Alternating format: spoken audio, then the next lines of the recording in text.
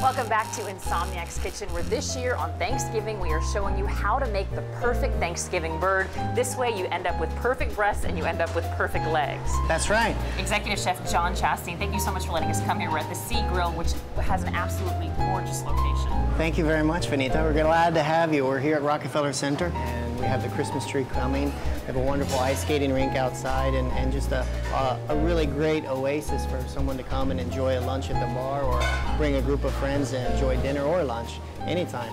So let's start off. You got this one. This is a huge bird. This is an 18-pound bird. This feeds how many? Yeah, I could say you could easily feed 10 people off this bird for a couple days even. I remove the bottom part of the bird, the legs and the tailbone from the carcass itself, which allows us to cook our legs a bit longer than we would the breast. The breast, legs take about 45 more additional minutes. Well, let's get going. So I guess we start off with seasoning, I'm guessing? I think the biggest mistake, or the difference, I should say, from home cooks and professional restaurateur grade cooks is the amount of salt you actually put on something. Wow, that's turkey a lot. needs a fair amount of salt. It's a big bird, though. You've got 18 pounds here to soak in and to season up.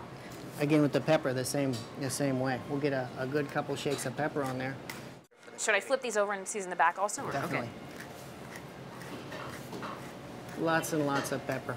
We'll do the same thing for the breast here. We'll get some good pepper inside, and again with the salt, don't be afraid of the salt inside. So I want to show folks at home so they can see, you're just basically pouring it right into the carcass. Just a good amount of salt in the carcass. We'll drop a little bit of our veggies in there too. Oh, okay. Which is nice. And a touch of thyme, but I'll put the thyme in on the other side. And it would seem like between just the carcass and this, we've probably gone through a quarter of a cup of salt, would you guess? By the time we get done, we'll probably go through a quarter of a cup. And then the last thing we'll do is drop the butter. Nice massage of butter on. I'm putting you to work today. God forbid we use some ground pepper, right? So we'll go ahead and just grab a spoon of butter. Is there any technique for this, or just sort of get it on there? Just kind of spread it out evenly. A little bit on the sides. Getting a nice spa day, this bird. And there's a little space here.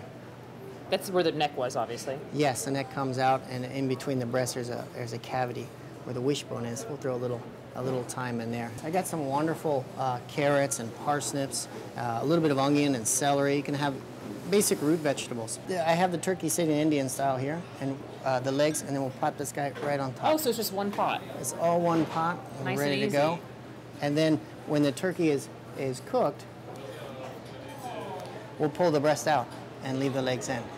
So now it's time for the oven. That's it. We can put it in the oven. I like to cook the bird about 375 degrees for about the first 40 minutes, and then I'll turn it down to 325 until it's finished. It's generally about 2.5 hours. It's been about an hour and a half so far. I'm ready to see it. I'm excited. I'm ready to see the butter all golden. Oh, there it is. It's there. We basted it halfway through. Put a little more butter on there. Got it nice and crispy. You see? We'll check the temperature. Make sure that we're at our 165. Yeah, we're just there, and we'll let the bird rest. Okay. While it's resting, we'll continue to cook these legs, because I know the legs are going to need a little bit more time.